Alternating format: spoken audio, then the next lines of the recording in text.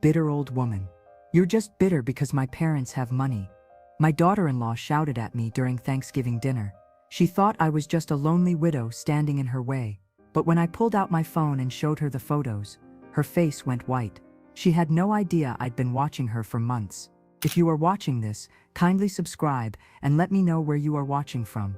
And I hope that you're safe wherever you are. My name is Sarah Thompson, and at 67 years old, I thought I'd seen everything life could throw at me.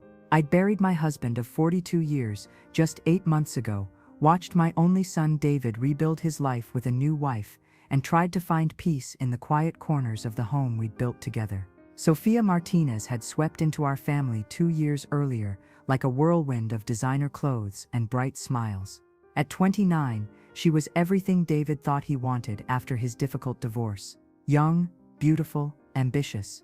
She worked in real estate and drove a white BMW that gleamed like her perfectly veneered teeth. "Mrs. Thompson, you have such exquisite taste," she'd gushed during their engagement party, running her manicured fingers along the antique china cabinet that had belonged to my grandmother. "These pieces must be worth a fortune."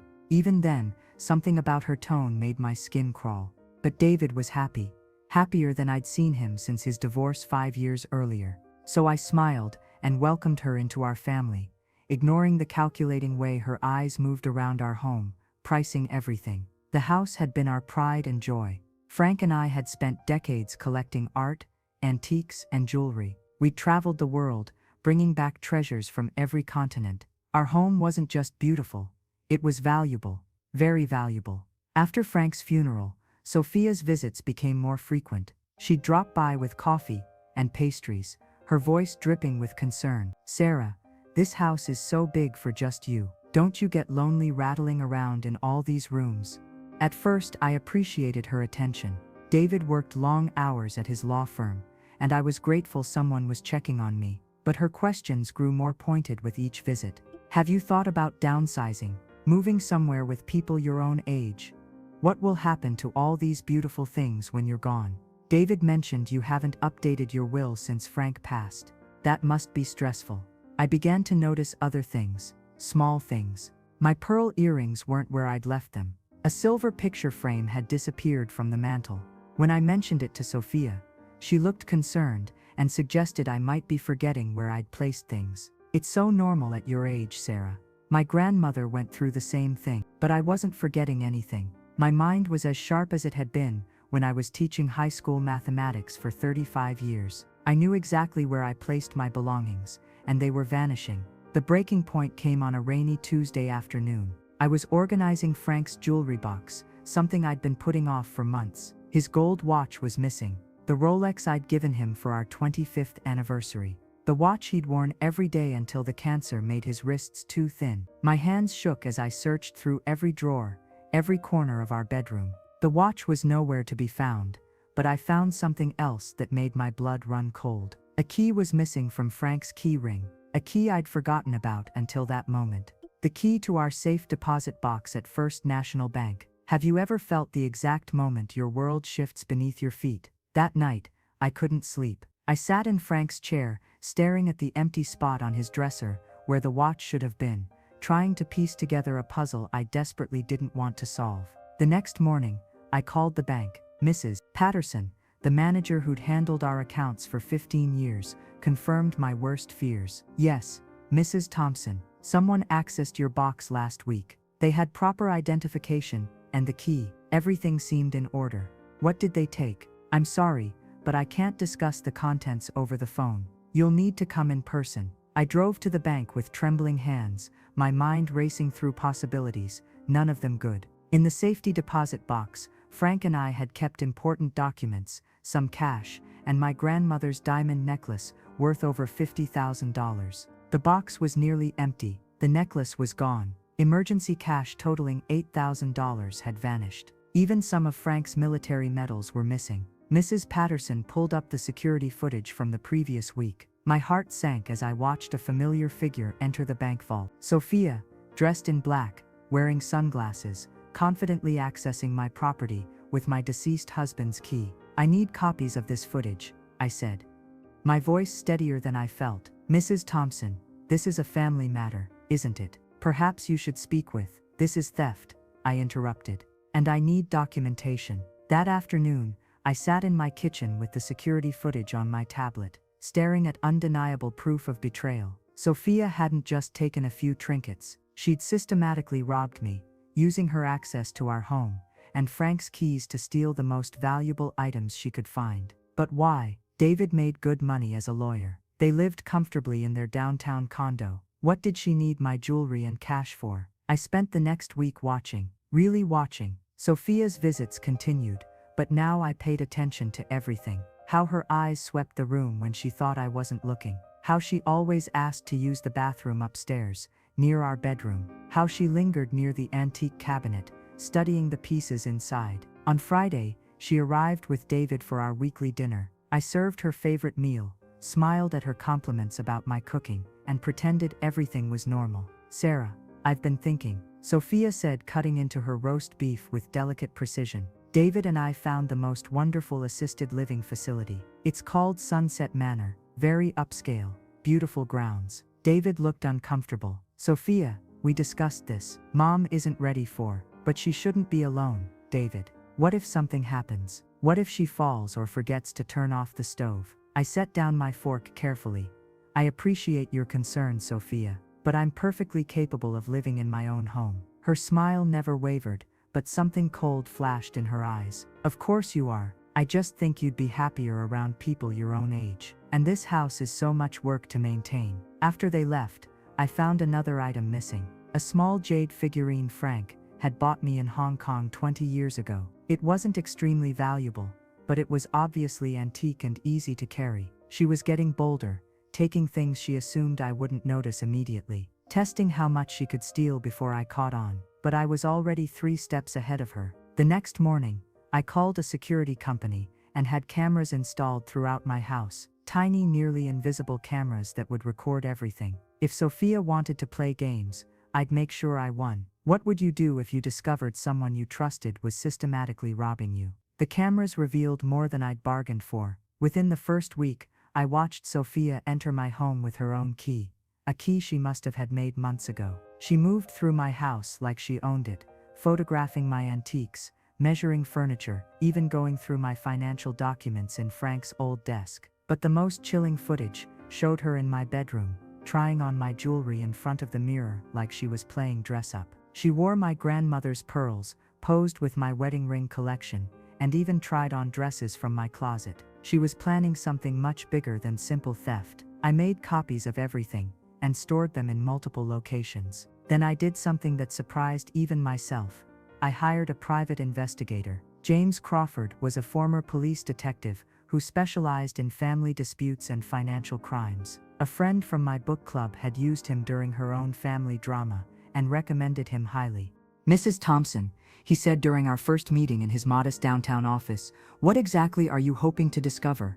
I showed him the bank footage, the security videos from my house, and my growing list of missing items. James watched everything with the careful attention of someone who'd seen similar situations before.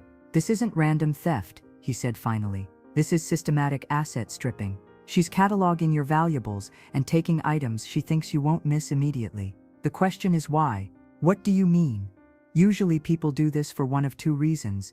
Either they're desperate for money, or they're preparing for something larger. Given that she's photographing everything and seems to have unlimited access to your home, I suspect the latter. James's investigation over the next 2 weeks revealed a disturbing pattern. Sophia had been researching estate lawyers, nursing home costs, and guardianship laws. She'd even consulted with a realtor about the potential value of my property. But the most shocking discovery came when James followed her to a storage unit across town. She's been storing your stolen items there, he reported, showing me photographs taken with a telephoto lens, along with furniture and artwork that appear to be from other sources. Other sources? Mrs. Thompson, I think your daughter-in-law has done this before. The storage unit contains items that clearly don't belong to a 29-year-old real estate agent. Antique furniture, vintage artwork, jewelry that looks like it belonged to elderly women. My blood ran cold. You think she's targeted other families? I think she's made a career out of marrying into families with assets and systematically stripping them. Your son may not be her first husband. James pulled up information he'd gathered about Sophia's past. Her previous marriage had ended when her elderly father-in-law died under suspicious circumstances. The family home had been sold quickly, and Sophia had disappeared with a significant portion of the estate. There were allegations but no charges filed, James explained. The son was too grief-stricken to pursue it, and Sophia was already gone. And now she's here, I said quietly. Targeting you, yes. But Mrs. Thompson, I think there's an immediate timeline we need to be concerned about. James showed me documents he'd obtained through careful investigation. Sophia had been consulting with lawyers about involuntary commitment procedures. She'd researched how to gain power of attorney over an incapacitated adult. She'd even obtained information about accelerated probate processes. She's not just stealing from you, James said grimly. She's planning to have you declared incompetent so she can control your entire estate. The pieces fell into place with horrifying clarity.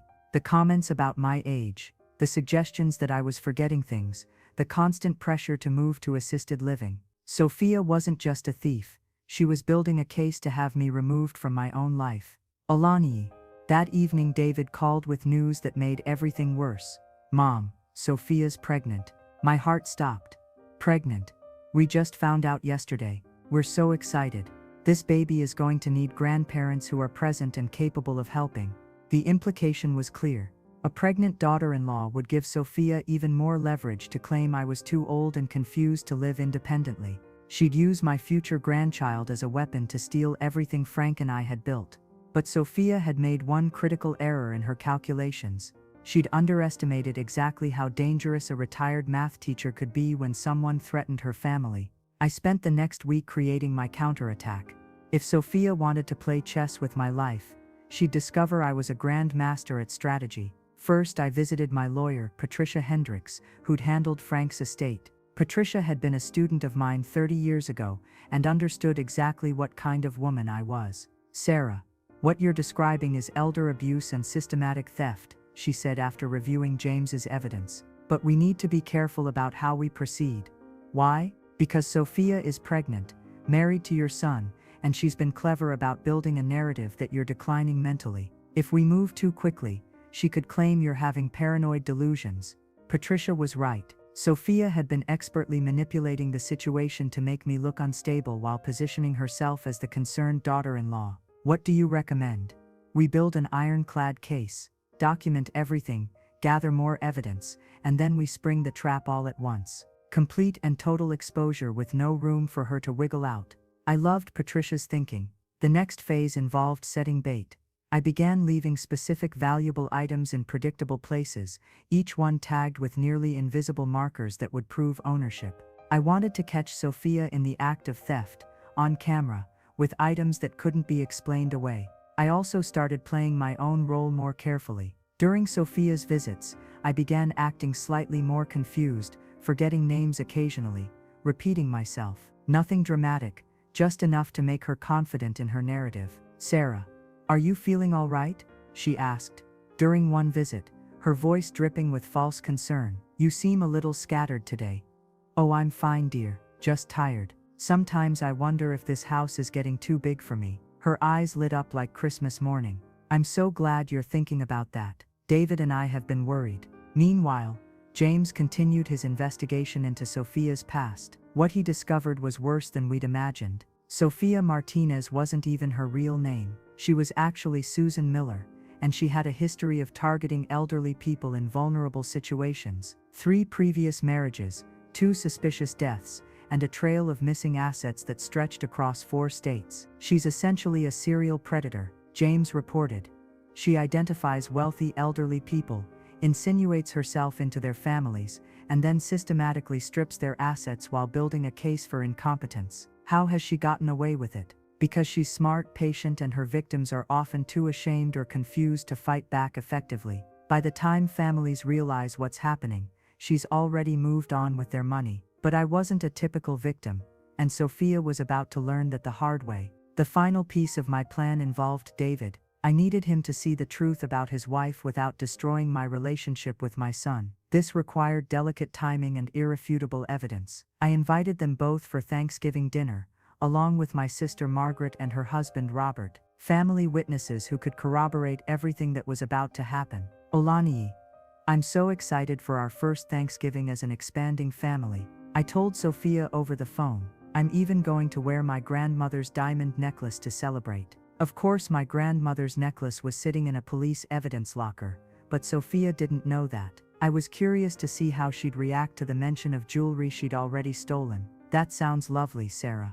I can't wait to see it. 3 days before Thanksgiving, I made my final preparations. I gave Patricia copies of all evidence. I briefed James on his role. I coordinated with the police detective who'd been assigned to build the criminal case, and I practiced what I was going to say when Sophia's world came crashing down around her. The cameras were rolling. The evidence was overwhelming. The trap was set. All that remained was to spring it. Did you ever wonder what it feels like to plan someone's complete downfall while they smile in your face? Thanksgiving morning arrived crisp and clear. I woke early and prepared the feast with the same care I'd put into everything else over the past months. Every detail mattered today. Margaret arrived first with Robert.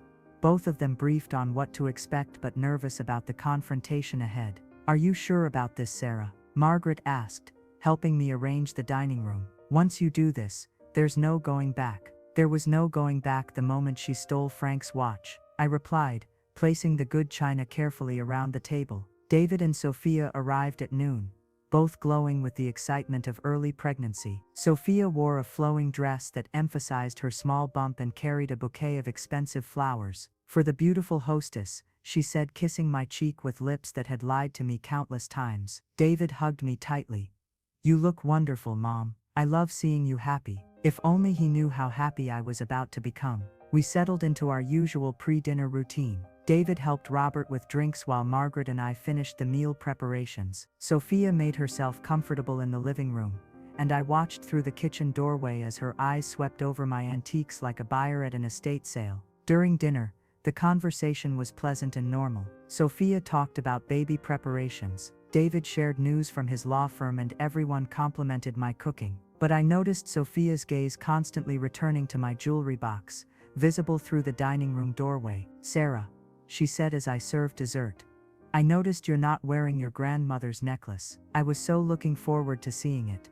The table went quiet. Margaret's fork stopped halfway to her mouth. Oh, I said innocently. Didn't I mention that necklace was stolen from my safe deposit box 2 weeks ago, along with several other valuable pieces? Sophia's face went pale, but she recovered quickly. How terrible! Did you report it to the police? Of course. They have security footage of the theft. Very clear footage, actually. David looked concerned. Mom, why didn't you tell me? I didn't want to worry you, dear. Besides, the investigation is ongoing. The detective says they'll be making arrests soon. Sophia's hand trembled slightly as she reached for her water glass. Well, I hope they catch whoever did it. Targeting elderly people is despicable. I smiled sweetly. The police were particularly interested in how the thief got Frank's safe deposit box key. They think it was someone with access to our house. That's terrifying, Sophia said, her voice slightly strained. You should really consider that assisted living place we discussed. Somewhere safer. Actually, Sophia, I've been thinking a lot about safety lately. In fact, I have something important to share with everyone. I excused myself and returned from the kitchen carrying a tablet loaded with video footage. Margaret and Robert exchanged glances. David looked confused. Olani, I've been worried about my security, I continued, so I installed cameras throughout the house. You'd be amazed what they've recorded over the past few weeks. Sophia's fork clattered to her plate. Sarah, what are you doing? Showing my family the truth. I pressed play on the first video. The footage showed Sophia entering my house with her own key, systematically searching through my belongings. David's face went white as he watched his wife rifle through our family treasures like she owned them. This is from last Tuesday, I narrated calmly. While you told David you were showing houses to clients. The next video showed Sophia in my bedroom, trying on my jewelry and posing in front of the mirror. David made a choking sound. And this is from Friday afternoon. You can see her taking the jade figurine from the mantle. Stop this, Sophia said, standing abruptly. David, your mother is having some kind of breakdown. Sit down, Susan, I said quietly. Everyone froze. The use of her real name hit like a physical blow. That's right. I know exactly who you are, Susan Miller. I know about your previous marriages. I know about the families you've destroyed. And I know about the storage unit where you've been keeping my stolen property. Sophia's carefully constructed facade crumbled. The sweet, concerned daughter-in-law vanished, replaced by something cold and calculating. You bitter old woman, she hissed. You're just bitter because your parents have money, and you can't stand that I'm young and beautiful, and carrying your son's child. The words hung in the air like poison. David stared at his wife as if seeing her for the first time. There it is, I said softly. The real Sophia, the woman who's been systematically robbing me while convincing my son I'm losing my mind. But I wasn't finished yet. David, I continued, never taking my eyes off Sophia. Did you know your wife has been researching involuntary commitment procedures? She's been building a case to have me declared mentally incompetent so she can gain control of my estate. I pulled out a folder thick with documents, legal consultations about guardianship, meetings with estate lawyers, research into accelerated probate processes. She wasn't just planning to rob me, she was planning to have me institutionalized. David's face cycled through disbelief, horror, and rage. Sophia, tell me this isn't true. Instead of denying it, Sophia launched into attack mode. She's manipulating you, David. Can't you see she's jealous of our happiness? She can't stand that you chose me over sitting in this mausoleum, taking care of her. I chose you because I thought I loved you, David said, his voice hollow. But this woman, whoever you really are, isn't the person I married. I'm carrying your child. Sophia screamed. Your baby, and you're going to side with this bitter old woman over your own family. My family, I said quietly, doesn't steal from me. My family doesn't lie to me. And my family definitely doesn't plan to have me locked away so they can steal my life's work. I pulled out the final piece of evidence. James's research into Sophia's past. Susan Miller, originally from Phoenix. Married to Robert Chang from 2018 to 2019. Mr. Chang's father died under mysterious circumstances, and the family home was sold within weeks. Susan disappeared with approximately $200,000. David looked sick. Marriage number 2, Thomas Rodriguez, El Paso, Texas. Same pattern. Elderly parent dies suddenly. Estate liquidated quickly. Susan vanishes with the assets. Stop, Sophia whispered. But I continued relentlessly. Marriage number 3, William Foster, Denver, Colorado. Are you seeing the pattern, David? My son stood slowly, staring at the woman he'd married. Who are you? Olaniyi. Instead of answering, Sophia made her final desperate play. None of this matters. I'm pregnant with your child. Are you really going to destroy your baby's future over some old jewelry? About that, I said softly. James, would you come in, please? The private investigator entered from the kitchen, where he'd been waiting with Detective Morrison from the police department. Mrs. Thompson, Detective Morrison said formally, we have warrants for Susan Miller's arrest on charges of theft, fraud, and elder abuse. Sophia bolted for the door, but Robert blocked her path. For a 70-year-old man, my brother-in-law was surprisingly quick. As the handcuffs clicked around her wrists, Sophia turned to David with venomous rage. This baby is your responsibility. You can't abandon your own child. Detective Morrison paused. Ma'am, are you claiming to be pregnant? Of course I'm pregnant. 3 months.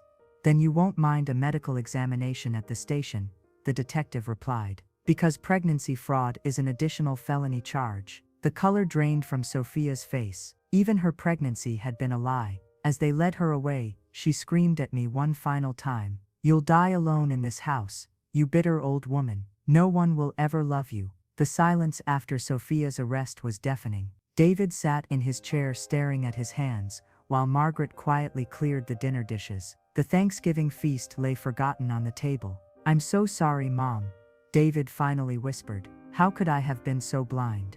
She was very good at what she did, I said gently. She fooled a lot of people. Over the next few days, the full extent of Sophia's crimes became clear. The storage unit contained over $300,000 worth of stolen goods from multiple victims across several states. She'd been running this scam for nearly a decade. Detective Morrison visited to update me on the case. Mrs. Thompson, your evidence was crucial. Without your planning and documentation, We never could have built such a strong case. What will happen to her? She's looking at 15 to 20 years for the charges across all jurisdictions. She won't be targeting any more families. David threw himself into making amends, helping police identify other victims and working to return stolen property to families who'd given up hope of ever seeing justice. I keep thinking about what she said. He told me one evening as we sat in Frank's study, about you being bitter and alone.